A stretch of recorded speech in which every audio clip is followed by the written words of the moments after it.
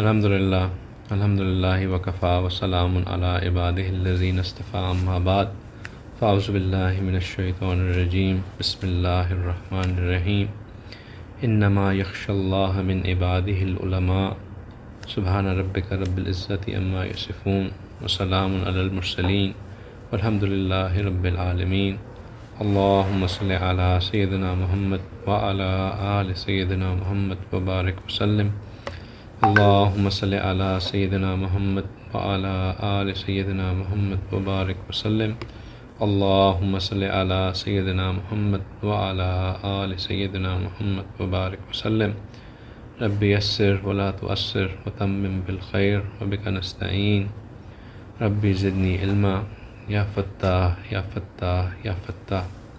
جو آج میرے ذہن میں جو بات تھی جو میں آپ لوگوں کے ساتھ شیئر کرنا چاہتا تھا وہ یہ تھی کہ دین کا ایک ہمارا اصول ہے، اور وہ اصول یہ ہے کہ اللہ سبحانہ تعالیٰ حدیث قدسی میں فرماتے ہیں انا عند ظنی عبدی بی، کہ میں اپنے عبد کے ساتھ اس کے گمان کے مطابق ہوں، میں اپنے بندے کے ساتھ اس کے گمان کے مطابق ہوں، جیسا میرا بندے کا میرے سے گمان ہوتا ہے ویسا ہی میں اس کے ساتھ فیصلہ کرتا ہوں۔ ہم جو اللہ سے گمان رکھتے ہیں، جس طرح کا ہمارا اللہ کے بارے میں خیال ہوتا ہے، ہماری زندگی میں اسی طرح چیزیں کی ریفلیکشن ہوتی ہے۔ جو شخص اللہ سے حسن ظن رکھتا ہے، جو شخص یہ خیال رکھتا ہے کہ اللہ سبحانہ تعالیٰ ہمیشہ میرے ساتھ اچھا ہی کرتے ہیں، اللہ نے جو فیصلہ میرے لیے کیا اس میں کوئی نہ کوئی خیر ہی ہوگی، اللہ میرے لیے جو چاہتے ہیں وہ ہمیشہ اچھا ہی چاہتے ہیں، اللہ صرف خیر ہی خیر ہیں، اللہ کے کسی فیصلے میں نقصان نہیں ہو سکتا، اللہ کے ہر فیصلے میں خیر ہوتی ہے، چاہے مجھے سمجھ میں آئے یا نہ آئے۔ جو بندہ یوں اللہ کے بارے میں گمان رکھتا ہے، جو بندہ اللہ کے بارے میں اس طرح حسن ظن رکھتا ہے، اللہ سبحانہ تعالیٰ اس کے ساتھ یقیناً خیر کا فیصلہ فرماتے، چاہے اس کو بظاہراً نقصان ہی کیوں نہ ہو رہا ہو، اللہ سبحانہ تعالیٰ اس کے ظن کے مطابق، اس کے گمان کے مطابق اس مشکل کو بھی خیر میں بدل دیتے۔ اللہ سے ہمیشہ حسن ظن رکھنی چاہیے، ہمیشہ یہ خیال رکھنا چاہیے کہ اللہ مجھے سن رہے ہیں، اللہ مجھے دیکھ رہے ہیں، اللہ میرے معاملے کو جانتے ہیں، اللہ نے مجھے اکیلا نہیں چھوڑا ہے، مجھے سب چھوڑ دیں لیکن اللہ تو میرے ساتھ ہیں، اللہ میرے ساتھ خیر ہی کریں گے، میں اللہ سے محبت کرتا ہوں، اللہ اسی لیے کرتا ہوں کیونکہ اللہ مجھ سے محبت کرتے ہیں۔ اللہ کے بارے میں ہمیشہ اچھا خیال رکھیں، اس اچھے خیال کے اچھے فائدے ہوتے ہیں۔ ایک حدیث مبارکہ میں آتا ہے کہ ایک شخص ہوگا، اس کے پاس کوئی نیکی نہیں ہوگی، کوئی خیر نہیں ہوگی، اس کے نامہ اعمال میں صرف اور صرف برائیاں ہوں گی، اس کا نامہ اعمال اس کے سامنے پڑھا جائے گا اور اس کو اعتراف کرے گا کہ یہ سب خامیاں میرے میں تھیں، یہ سب برائیاں میں نے کیں۔ اس کو حکم دیا جائے گا کہ تم جہنم میں چلے جاؤ، وہ بھاگ کے جہنم کی طرف جائے گا، اس کو روکا جائے گا، اس سے پوچھا جائے گا کہ تم بھاگ کے کیوں جا رہے ہو؟ ہر ایک جہنم میں جاتے ہوئے روتا ہے، پچھتاتا ہے، اپنے آپ کو بری کرنے کے لیے التجا کرتا ہے، تم کیوں بھاگ کے جا رہے ہو؟ وہ شخص کہے گا کہ یا رب، میں نے ساری عمر آپ کی نافرمانی کی، ہر بات آپ کے حکم کے خلاف کی، ہر موقع پہ آپ کو پیچھے رکھا، اپنے من کی مانی، یہ ایک موقع ہے میرے پاس کہ آپ کے حکم آیا تو میں اس کو فوراً من و من تسلیم کر لوں۔ میں نے کہا کہ تم ایسا کیوں کرنا چاہتے ہو؟ اس نے کہا کہ مجھے یہ امید ہے کہ شاید اگر میں آپ کا ایک حکم ہی مان لوں تو آپ اس حکم کی تعمیل پہ مجھے معاف کر دیں اور میری مغفرت فرما دیں۔ تو اللہ سبحانہ تعالیٰ فرمائیں گے کہ میرے بندے، کیونکہ تم مجھ سے یہ گمان رکھتے ہو، اب بھی تمہیں یہ امید ہے کہ میں غفور ہوں، میں رحیم ہوں، میں معاف کرنے والا ہوں، میں نے تمہیں معاف کیا، جاؤ تمہیں جنت میں ڈالا جاتا ہے۔ تو اللہ کے ساتھ حسن ظن رکھنا چاہیے، اللہ کے ساتھ ہمیشہ ایک پازیٹیو آؤٹ لک، کبھی بھی یہ نہیں سوچنا چاہیے کہ میری تو دعائیں قبول ہی نہیں ہوتی، میرے ساتھ تو اچھا ہے ہی نہیں، یا یہ کہ اللہ نے تو نعوذ باللہ مجھے چھوڑ ہی دیا ہے، میرے لیے تو کوئی خیر لکھی ہی نہیں ہے، مجھے تو لوگوں کے در پہ ڈال دیا ہے، اپنے در سے ہٹا دیا ہے۔ یہ سب باتیں مایوسی کی باتیں، نیگیٹو باتیں، گمراہی کی باتیں، تباہی کی باتیں، ان باتوں سے جتنا بچیں گے اتنا فائدہ ہے، جتنا ان باتوں کو اپنائیں گے اتنا ان میں نقصان۔ اب یہ تمہید باندھنے کا مقصد کیا؟ تمہید باندھنے کا مقصد یہ کہ ہم نے رمضان المبارک کا مہینہ بڑی محنتوں کے ساتھ اس کی تیاری کی۔ الحمدللہ آپ سارے ساتھی جو یہاں بیٹھے ہوئے ہیں وہ سب اس محنت کا حصہ تھے۔ ہم نے رجب سے کوشش کرنا شروع کی کہ ہم اپنے دل کو سنواریں، ہم نے رجب سے محنت کرنا شروع کی کہ اپنے دل کو صاف کریں، شعبان میں ان تمام چیزوں کو چھوڑنے کی محنت کی جن سے ہمارے دل میں دوبارہ گندگی آ سکتی تھی۔ رمضان میں ہم نے ہر اس عمل کو کرنے کی کوشش کی جو کہ ہمارے اور اللہ سبحانہ تعالیٰ کے وصل کا ذریعہ بنے، ہمیں ان نوافل کو اپنانے کی کوشش کی جن سے اللہ تعالیٰ کی رضا حاصل ہو۔ جو خیریں ہم کر سکتے تھے، جس چیز کی اللہ نے ہمیں توفیق دی، الحمدللہ ہم نے اس کو کیا۔ اگر ہم نے کچھ نہیں بھی کیا تو کم از کم ہم ایمان کی حالت میں رمضان میں داخل ہوئے، اور الحمدللہ حالت ایمان میں ہی رمضان سے باہر نکلے۔ ہم ایمان کی حالت میں رمضان کے فرض روزوں کو رکھتے ہوئے صحت و عافیت، خیر و برکت کے ساتھ اپنے فرائض کو پورا کرتے ہوئے رمضان کے مہینے سے باہر آئے۔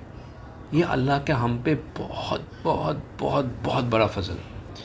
جب اللہ نے ہم پہ اتنا بڑا فضل کیا کہ ہمیں ان تمام چیزوں کی توفیق دی، ان تمام چیزوں کو ہمیں احساس دلایا، ان تمام چیزوں کا ہمارے دل میں ایک فکر پیدا کی کرنے کی، اور پھر ہمیں توفیق بھی دی کہ ہم یہ سب کر سکیں، تو اب ہم نے اللہ کے ساتھ یقیناً ایک اچھا گمان رکھنا ہے، اور وہ یہ گمان ہے کہ اس رمضان سے اللہ سبحانہ تعالیٰ نے میرا تزکیہ فرمایا، اس رمضان میں اللہ سبحانہ تعالیٰ نے مجھے بخشا، اس رمضان میں اللہ سبحانہ تعالیٰ نے مجھے اپنے قریب آنے کا ایک موقع دیا، اس رمضان سے اللہ سبحانہ تعالیٰ نے میرے دل میں اپنا نور اتارا۔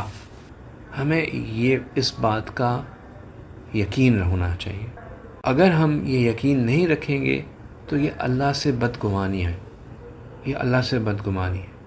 اگرچہ کہ ہمیں نظر آ رہا ہو کہ اب بھی ہم میں گناہ کا عنصر ہے، اب بھی ہم میں یہ کیپیبلٹی ہے کہ ہم پھسل جائیں، اب بھی ہمیں نفس اکساتا ہے، اب بھی ہمیں جو ہے شیطان بہکاتا ہے، اب بھی ہمارے دل میں خواہشات آتی ہیں، اب بھی ہم گناہ کر بیٹھتے ہیں۔ اگرچہ کہ یہ سب اپنی جگہ پہ ہو، لیکن ہم اللہ سے یہ بدگمانی نہیں کر سکتے کہ رمضان کی جو برکت ہمیں حاصل ہونی تھی وہ ہمیں حاصل نہیں ہوئی۔ کیوں؟ کیونکہ اللہ نے ہمیں ایمان کی حالت میں رمضان میں داخل کیا، فرض کی احساس دلایا، فرض کو پورا کرنے کی توفیق عطا فرمائی، اور ایمان کی حالت میں ہی ہمیں رمضان سے نکالا۔ الحمدللہ، اللہ کا لاکھ لاکھ شکر۔ تو اگر ہم اس بات پہ یقین رکھتے ہیں کہ ہمارے دل میں ایمان، اس نور، رمضان میں جو اللہ کا نور آتا ہے اس کا کچھ نہ کچھ حصہ ہمارے دلوں میں آیا ہے، ہمیں کچھ نہ کچھ رمضان سے ملا ہے، کچھ نہ کچھ ہم نے حاصل کیا ہے، کچھ نہ کچھ ہم نے پایا ہے، تو اب ہمیں اس بات کی فکر ہونی چاہیے کہ ہم اس نور کو بچائیں کیسے، اس نور کو محفوظ کیسے کریں، اس نور کو اپنے دل میں بچائیں کیسے، ہمیں کیا ایسا کرنا چاہیے کہ یہ نور ہم سے ضائع نہ ہو جائے۔ دیکھیں، رمضان کا مقصد کیا تھا؟ رمضان کا مقصد تھا کہ لعلکم تتقون۔ یہ آیت تھرو آؤٹ ہم رمضان میں پڑھتے رہے، رمضان سے پہلے پڑھتے رہے، بار بار اس بات کی ہم جو ہے اپنے آپ کو یاد دہانی کراتے رہے کہ اللہ سبحانہ تعالیٰ نے کہا ہے کہ میں نے تم پہ رمضان واجب کیا اس طرح جس طرح کہ تمہارے سے پہلے والوں پہ واجب کیا تھا، تاکہ تم متقی بن جاؤ، تاکہ تم تقوی والے بن جاؤ، لعلکم تتقون۔ تو جب اللہ سبحانہ تعالیٰ کا مقصد ہی یہ تھا کہ ہمیں تقوی حاصل ہو، اور ہم کہہ رہے یہ ہیں کہ اللہ نے ہمیں توفیق بھی دی، فضل، اللہ نے ہمارے پہ فضل بھی فرمایا، ہم یہاں رمضان کا مہینہ پایا بھی، سب کچھ کیا، تو پھر ہمیں یہ بھی یقین ہونا چاہیے کہ ہم نے تقوی کا کچھ حصہ بھی پایا۔ اب تقوی کیا چیز ہے؟ ہم کیسے پتہ چلے کہ ہمیں واقعی ہم متقی بنے ہیں کہ نہیں بنے؟ رمضان کا جو مقصد تھا لعلکم تتقون، وہ ہمیں حاصل ہوا ہے کہ نہیں حاصل ہوا؟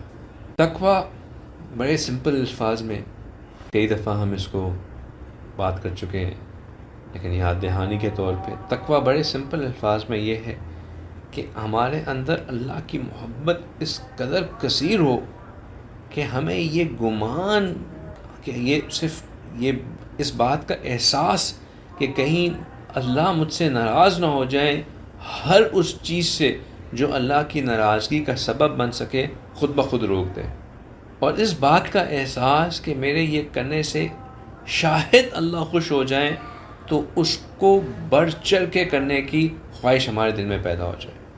یعنی کہ ہمارے دلوں میں اتنی محبت ہو، اتنی محبت ہو، اتنی محبت ہو کہ اپنے محبوب کی ناراضگی کا ایک ذرہ بھی ہم سے برداشت نہ ہو سکے، اور ہم اس کام کے قریب ہی نہ جائیں جس میں محبوب کی ناراضگی کا اندیشہ ہو، اور اس کام کو بڑھ چڑھ کے کریں جس سے ہمیں یہ گمان ہو کہ شاید ہمارا محبوب اس کو کرنے سے خوش ہو جائے گا. یہ باتیں اگر مشکل لگیں تو اس کو سمپل طریقے سے سمجھ لیں کہ ایک بچہ ہے، اس کی والدہ اس کو کہتی ہیں کہ بیٹے تم نے یہ فریج میں یہ ایک ڈش پڑی ہوئی ہے، اس کو نہیں کھانا، بس یہ میں تمہیں پہلے سے وارن کر رہی ہوں کہ یہ ڈش تم نے نہیں کھانی ہے. اب والدہ چلی جاتی ہیں اپنے کام سے کسی باہر، بچہ گھر پہ اکیلا ہوتا ہے. اس کے دل میں خیال آتا ہے کہ امی نے مجھے کہا ہوا ہے کہ یہ ڈش اب پڑی ہوئی ہے فریج میں اور ہے بھی بڑے مزیدار، کیوں نہ اس کو کھا لوں. وہ کھانے کے لیے جاتا ہے اس کو، لیکن پھر اس کو خیال آتا ہے کہ مجھے امی نے منع کیا ہوا ہے کہ میں اس کو نہ کھاؤں. ابھی امی ہیں تو نہیں، میں کھاؤں گا تو امی کو کیا پتہ چلے گا کہ میں نے کھائی ہے، اور بھی بہن بھائی ہیں وہ بھی کوئی کھا سکتا ہے. لیکن اگر امی کو پتہ چل گیا کہ یہ ڈش میں نے کھائی ہے اور انہوں نے مجھے خاص طور پہ منع کیا ہے کہ اس کو نہیں کھانا، تو امی کو کتنا دکھ ہوگا، یہ امی کتنا ناراض ہوں گی مجھ سے کہ میں نے منع بھی کیا اور میرے منع کرنے کے باوجود بھی تم نے کھا لیا. تو اپنی ماں سے محبت کی وجہ سے اور اس کو ناراض کرنے کے ڈر سے جو وہ بچہ رک جاتا ہے اور اس ڈش کو جب کہ وہ اس کو کھا سکتا ہے نہیں کھاتا، یہ تقویٰ ہے. بڑا سمپل سی ایک مثال ہے، اگر اس مثال کو ذہن میں بٹھا لیں تو کبھی کنفیوژن نہیں ہوگی کہ تقویٰ ہے کیا. اللہ کا وہ ڈر کہ جو اللہ کی ناراضگی کا ہو، نہ کہ کوئی اللہ کی دہشت کا کوئی ڈر یا اللہ کا خوف، لیکن اللہ کی ناراضگی کا ڈر، اپنے محبوب کو ناراض کرنے کا ڈر، یہ تقویٰ ہے. اب ہم نے یہ دیکھنا ہے کہ کیا ہماری زندگیوں میں یہ تقویٰ واقع ہی کامل ہوا کہ نہیں ہوا. کیا ہم اس جگہ پہ پہنچ گئے کہ اب ہمیں اس بات کا ہم قدم قدم پہ جانچ کے چلتے ہیں کہ کہیں میرے اس قدم سے اللہ سبحانہ تعالیٰ ناراض تو نہیں ہو جائیں گے، میرے اس عمل سے کہیں اللہ سبحانہ تعالیٰ مجھ سے خفا تو نہیں ہو جائیں گے، یا میرا یہ عمل کرنا اللہ کی خوشی کا سبب بنے گا کہ نہیں بنے گا. اگر تو ہمارا ہر قدم اس طرح چل رہا ہے تو واقعی ہم میں تقویٰ کا کچھ عنصر پیدا ہوا ہے. اگر ابھی یہ نہیں ہے تو اس کا مطلب ہے کہ ہمیں مزید محنت کرنی ہے. تقویٰ کی سٹیجز، یہ جس سٹیج کی میں بات کر رہا ہوں یہ تو الٹیمیٹ سٹیج ہے تقویٰ کی، لیکن پہلا سٹیج یہ ہے کہ اللہ کا ایک استحضار ہونا، اس بات کا احساس ہونا کہ اللہ سبحانہ تعالیٰ ہے تو صحیح. غفلت کے وقت غافل ہونا، لیکن جیسے ہی غفلت ہٹے فوراً استغفار کر لینا، واپس اپنے اندر ایک گلٹ پیدا ہو جانا کہ میں نے یہ کیوں کیا، اپنے آپ کو کوسنا کہ میں اتنا کمزور کیوں ہوں، اپنے آپ سے ناراض ہونا کہ میں کیوں غلطی کر بیٹھتا ہوں، میں کیوں پھسل جاتا ہوں، میں کیوں جو ہے اپنے آپ کو روک نہیں سکتا، قابو نہیں رکھ سکتا، کیا وجہ ہے. یہ بھی تقویٰ ہے. لیکن تقویٰ کی جو الٹیمیٹ سٹیج ہے اس کا آغاز جو ہے وہ ذکر سے ہوتا ہے. ذکر وہ یاد کرنے کو کہتے ہیں. جتنا ہم کسی کو یاد کرتے ہیں اتنا اس کے بارے میں ہمیں اس کی معرفت حاصل ہوتی ہے. مثال کے طور پر آپ میں سے چند ساتھیوں کو کچھ عرصہ ہوا میرے ساتھ جڑے ہوئے. جب آپ جڑے تھے تو آپ کو معلوم ہی نہیں تھا کہ میں کون ہوں. یا میں اپنی مثال دیتا ہوں کہ جب میں نے یہ سلسلہ جب میں داخل ہوا تو مجھے تو الف بے بھی نہیں پتہ تھی اس سلسلے کی.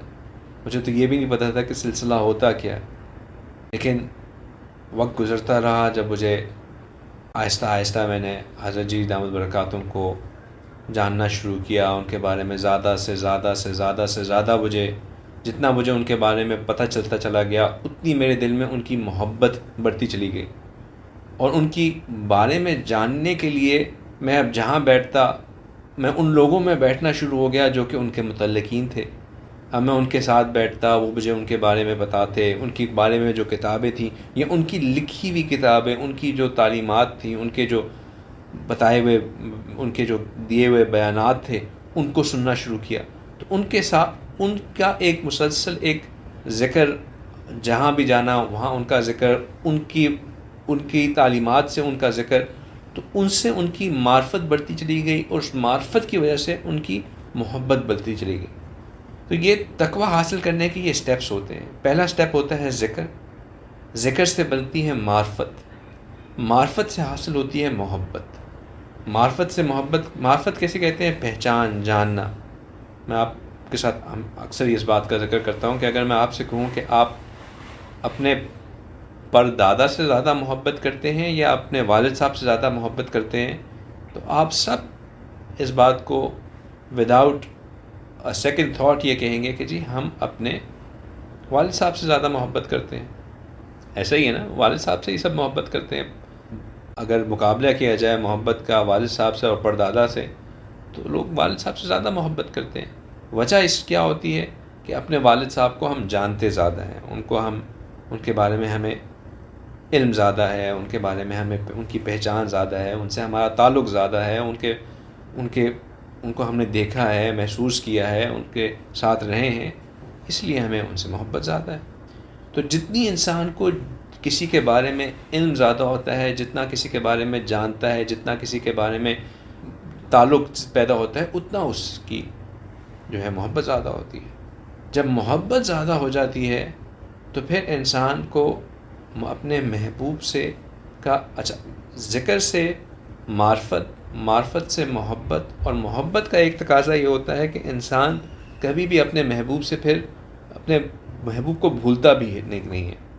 وہ شعر و شاعری مجھے آتی نہیں ہے، لیکن کچھ اس طرح کی لائنوں پہ ایک بڑا اچھا شعر ہے کہ میں روز سوچتا ہوں کہ بھول جاؤں تمہیں، پھر میں یہ بات بھول جاتا ہوں۔ ہے نا کوئی اس طرح کا شعر؟ کسی کو آتا ہے یہ شعر؟ روز گنتا ہوں بھول جاؤں گا، روز یہ بات بھول جاتا ہوں۔ اسی طرح کی انہی لائنز پہ کوئی ہے۔ آپ لوگ کا بھی یہی وہ اسٹارٹ ہوتا ہے نا، میں روز سوچتا ہوں کہ آپ کو میسج کروں، پھر بھول جاتا ہوں کہ آپ کو میسج کروں۔ اسی طرح کی لائنز پہ یہ بھی شعر بھی اسی لائنز پہ ہے نا۔ تو کہ جب ہم محبت کی ایک تقاضا یہ ہوتا ہے کہ بندہ اپنے محبوب کو بھلا نہیں پاتا، اور محبوب کو نہ بھلانے کا مطلب یہ ہوتا ہے کہ اس کو ہر وقت یہ احساس رہتا ہے کہ میرا محبوب میرے ساتھ ہے، میرا محبوب میرے ساتھ ہے۔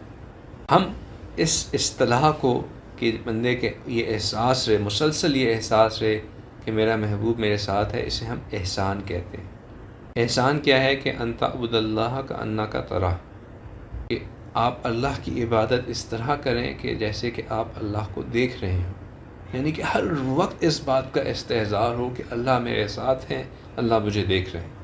اور یہ چیز محبت سے ہی پیدا ہوتی ہے، کیونکہ محبت انسان کو خود بخود فورس کرتی ہے اس بات کا اپنے دل میں، کیونکہ بندہ بھولتا ہی نہیں ہے اپنے محبوب کو۔ پھر اس وقت میں ذکر جو ہے وہ فکر میں تبدیل ہو جاتی ہے، اور یہی وجہ ہے کہ ہمارے سلسلہ نقش بند میں شروع کے اذکار ذکر کے ہیں، اور اس کے بعد آگے کے تمام اذکار فکر کے ہیں۔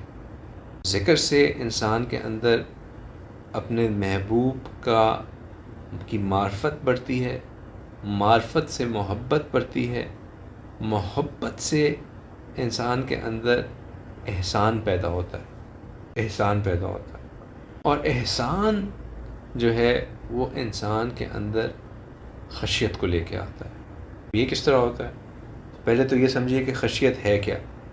خشیت یہ ہے کہ ہمیں اس بات کا احساس ہو جائے کہ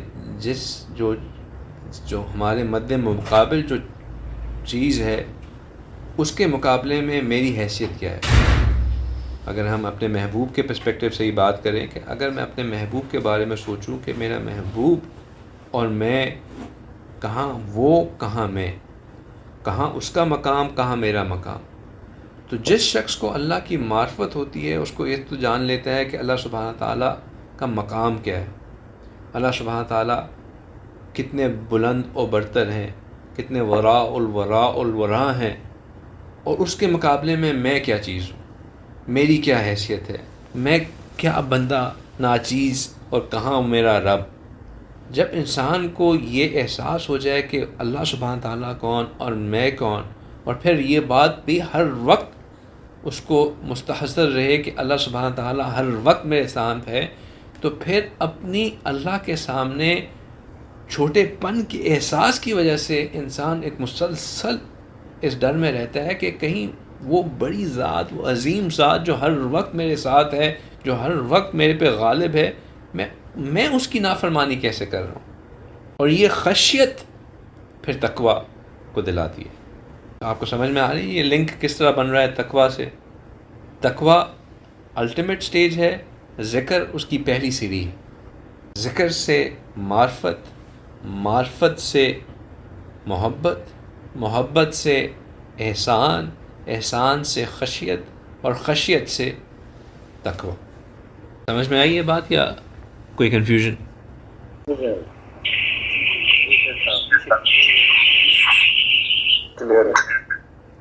اب خشیت کن لوگوں کو ہوتی ہے؟ ایک لاجیکل سوال یہ بھی ہے کہ بھئی خشیت کن لوگوں کو ہوتی ہے؟ اس کا کوئی قرآن سے، حدیث سے، کوئی اللہ سبحانہ تعالیٰ نے کن لوگوں کی تعریف بیان کی کہ کن لوگوں میں خشیت ہے؟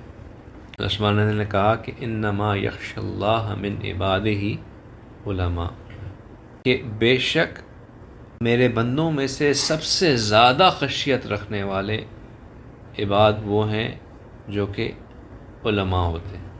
ایک تو ترجمہ اس کا یہ ہو گیا کہ علماء جو ہیں وہ سب سے زیادہ خشیت رکھنے والے ہیں، لیکن اس کا ایک اور ترجمہ بھی ہے کہ سب سے زیادہ خشیت رکھنے والے وہ ہیں جو کہ علم رکھتے ہیں، یعنی کہ علم اس کے پاس ہوتا ہے جس کے اندر سب سے زیادہ خشیت ہوتی ہے۔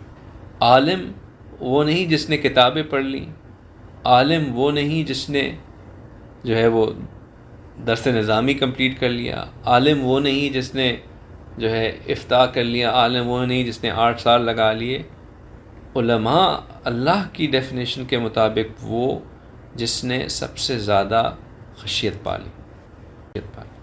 لیکن علم اور خشیت ہینڈ ان ہینڈ، معرفت سے علم حاصل، معرفت جو ہے جیسے میں نے ذکر کیا کہ معرفت پانے کے لیے مختلف طریقے ہیں، آپ اس چیز کا ذکر کریں یا اس چیز کے بارے میں جاننے کی کوشش کریں۔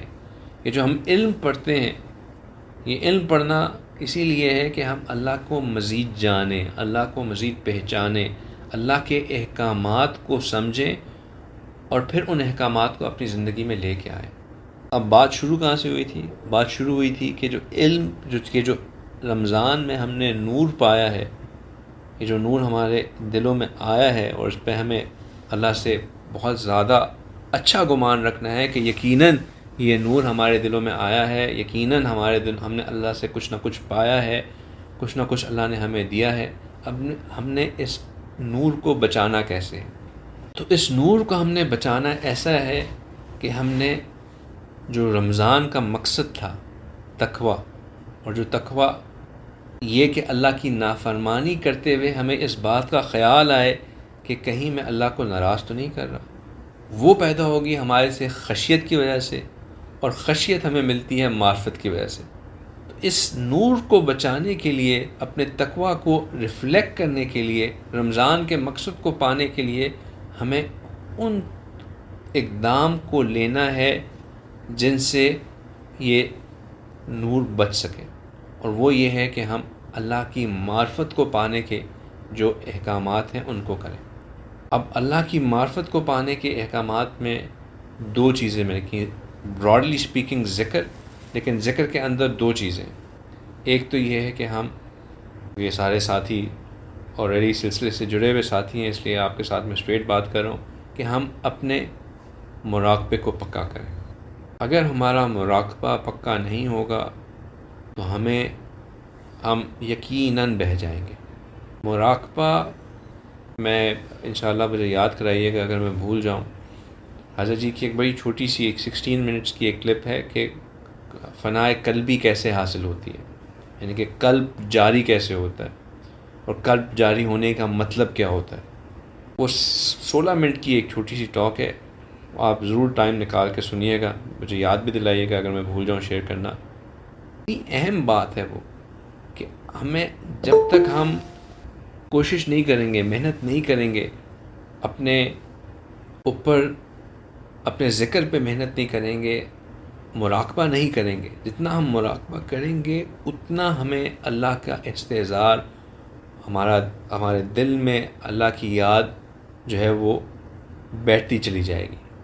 اور اگر ہم صرف باتیں کرتے رہیں اور اس کے بعد یہ کمپلین کرتے رہیں کہ جی گناہ نہیں چھوٹ رہے، دوری نہیں ہو رہی، اپنا نفس قابو میں نہیں آ رہا، یہ نہیں ہو رہا، وہ نہیں ہو رہا، تو وہ صرف پھر باتیں ہی رہیں گی. عملاً یہ ضروری ہے، لازمی ہے بلکہ، کہ ہم مراقبہ کریں. 15 منٹ، 20 منٹ، آدھا گھنٹہ، 1 گھنٹہ بیٹھیں ڈیڈیکیٹڈلی، روز مراقبہ کریں اور پھر اس کے اثرات خود بخود ہمیں اپنی زندگی میں محسوس ہونا شروع ہوں گے. آپ میں سے ہی کچھ ساتھی ہیں جنہوں نے مجھے کہا کہ رمضان میں آپ لوگوں نے یوٹیوب چھوڑا، یہ چھوڑا، اور اس کے بعد آپ لوگوں کو زیادہ ٹائم ملا، مراقبہ شروع کیا اور اس کے پھر فائدے دیکھے آپ لوگوں نے خود. تو جو اس کو کرتا ہے وہ اس کو اس کا فائدہ ضرور ملتا ہے. ایک طریقہ جو پہلی سیڑھی میں ذکر کا ہے تقویٰ تک پہنچنے کا، وہ ہے مراقبہ، جو ہم نے کرنا ہے. اس میں کوئی آپشنل چیز نہیں ہے، یہ چیز کرنی ہے انشاءاللہ. اور دوسری چیز ہم نے کرنی ہے وہ ہے علم. اپنے آپ کو کسی نہ کسی شیپ اور فارم میں ہمیں علم کے ساتھ جوڑنا ہے. ہمارے بھائی کئی دفعہ علم کے ساتھ جڑ کے پھر ٹوٹتے رہیں، لیکن چاہے جتنی دفعہ بھی جڑ کے ٹوٹے ہوں، دوبارہ اپنے آپ کو ضرور جوڑیں.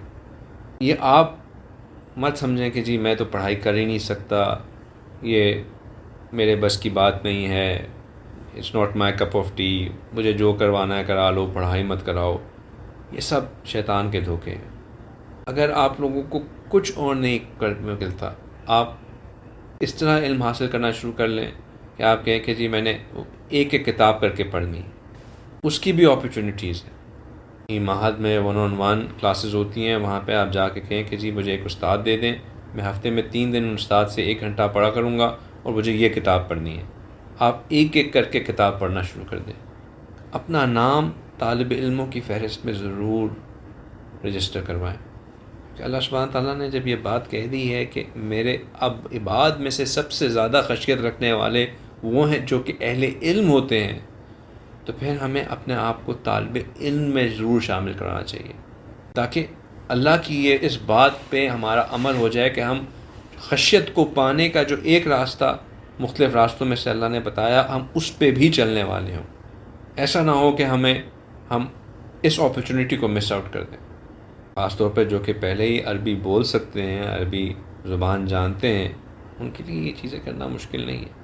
صرف تھوڑی سی محنت کی ضرورت ہے، تھوڑی سی محنت. لیکن اللہ کو دکھائیں تو صحیح، طلب تو دکھائیں. جو شروع میں نے آپ لوگ کو 3-4 منٹ کا لیکچر دے دیا کہ طلب دکھانا بہت ضروری ہے.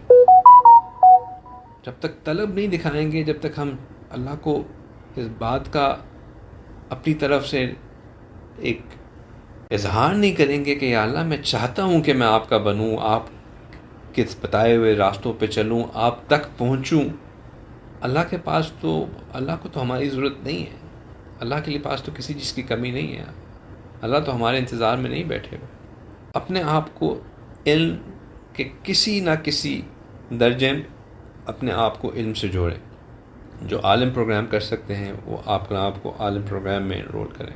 جو فاؤنڈیشن کورس کر سکتے ہیں وہ فاؤنڈیشن کورس میں جوڑیں. جو عربی پڑھنا کے استطاعت رکھتے ہیں وہ اپنے آپ کو عربی کی جو فصیح عربی ہے اس میں اپنے آپ سیکھنے کی کوشش کریں. لیکن ہم میں سے ہر ایک طالب علم ضرور ہو، ہم میں سے ہر ایک اس بات کو کہہ سکے کہ جی میں کسی نہ کسی درجے میں علم کو پڑھتا ہوں.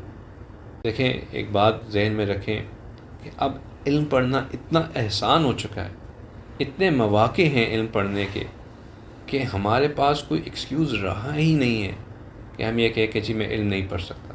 گھر بیٹھے آن لائن اپنی مرضی کے اوقات میں اگر ہمیں کلاسز پڑھنے کا موقع مل رہا ہے تو ہم کیسے کہہ سکتے ہیں کہ جی سوائے اس کے کہ میں وقت نہیں نکال سکا، اور انسان صرف وقت اس چیز کے لیے نہیں نکال سکتا جس کی انسان کے پاس پرائیورٹی نہیں ہوتی۔ اس کو ہمیشہ میں اس طرح دیکھتا ہوں کہ جب انسان کے اوپر کوئی بیماری آ جاتی ہے وہی انسان ہوتا ہے اس کے پاس ٹائم ہی نہیں ہوتا کسی چیز کو کرنے کا۔ کوئی بیماری آ جائے سب چیزیں چھوٹ جاتی ہیں، اب وہ ہاسپٹل جا رہا ہے واپس آ رہا ہے، چیک اپ کروا رہا ہے واپس آ رہا ہے، یہ چیز کر رہا ہے واپس آ رہا ہے، اب یہ میڈیکل ہے، یہ ہے، وہ ہے، فزیو ہے، ہر چیز اس کی ایک سڈنلی اس کی ساری پرائیورٹیز چینج ہو جاتی ہیں اور اس کی جو ہیلتھ ریلیٹڈ چیزیں ہیں وہ سامنے آ جاتی ہیں۔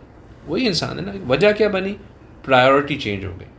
پرائیورٹی اب بن گئی کہ میری پھر اس وقت انسان کہتا ہے کہ جی جان ہے تو جہان ہے، ہمیں اپنی جان کے اوپر تو فوکس کرنا ہی کرنا ہے، جان پہ نہیں کریں گے تو باقی کام تو چلتے رہیں گے، مر جاؤں گا تو پھر کیا کام ہوگا۔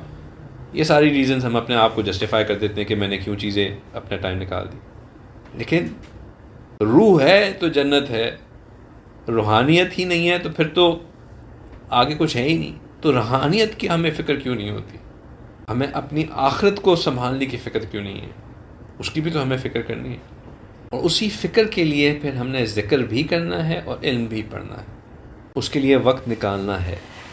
ویکینڈ پہ آپ وقت نکالنا شروع کریں، آپ خود محسوس کریں گے کہ آپ کی زندگی میں اللہ سبحانہ تعالیٰ کیسی برکت ڈالتے ہیں۔ اور یہ نہیں ہوتا کہ پھر بڑے آسان سے ہو جاتا ہے، آزمائش آتی ہے، مشکل آتی ہے، اللہ سبحانہ تعالیٰ دیکھتے ہیں کہ واقعی پھر اسی کا نام مجاہدہ ہے۔ پھر مجاہدہ جو اللہ کی راہ میں مجاہدہ کرتا ہے اللہ سبحانہ تعالیٰ اس کے درجات کو بلند۔ مجاہدے کے بغیر تو کچھ نہیں ہے، لیکن it's a gradual thing, step by step. آخری باتیں تو بہت زیادہ کرنے والی ہیں، لیکن ایک آخری بات کر کے بات لمبی ہوتی جا رہی ہے، اس کو سمیٹتا ہوں۔ وہ یہ کہ جس طرح ایک کرکٹ ٹورنامنٹ ہوتا ہے نا، اور کوئی بالر یا بیٹسمین اس ٹورنامنٹ میں اچھا پرفارم کرے تو اس کو یہ ایشورٹی ہوتی ہے کہ جو اگلی ٹیم سلیکشن ہوگی اس میں تو ضرور ہی آؤں گا۔ قائد اعظم ٹرافی ہو رہی ہے، جن لوگوں کو پتہ ہے قائد اعظم ٹرافی کیا چیز ہوتی ہے۔ قائد اعظم ٹرافی میں جو پلیئر اچھا پرفارم کرتا ہے اس کو یہ پتہ ہے کہ میں نے ڈومیسٹک سرکٹ میں اچھا پرفارم کیا ہے، مجھے ابھی جو انٹرنیشنل میچز ہونے والے ہیں اس کے لیے ٹیم میں مجھے ضرور رکھ لیا جائے گا۔ ایک ایشورٹی مل جاتی ہے کہ میری پرفارمنس اچھی تھی، مجھے اپنی اچھی پرفارمنس کی وجہ سے جو اگلا ٹورنامنٹ ہو رہا ہے اس میں سلیکشن مل جائے گی۔ حجی فرماتے ہیں کہ جو رمضان میں اچھی پرفارمنس دکھاتا ہے نا، پھر اللہ سبحانہ تعالیٰ اس کو آگے کے نیک کاموں کے لیے سلیکٹ کر لیتے ہیں، بالکل ویسے ہی جیسے ایک پلیئر ڈومیسٹک ٹورنامنٹ میں اچھی پرفارمنس دے کے اگلے ٹورنامنٹ کے لیے سلیکٹ ہو جاتا ہے۔ جس شخص نے رمضان میں اچھی پرفارمنس دکھائی ہوتی ہے وہ شخص آگے کی نیکیوں کے لیے سلیکٹ ہو جاتا ہے۔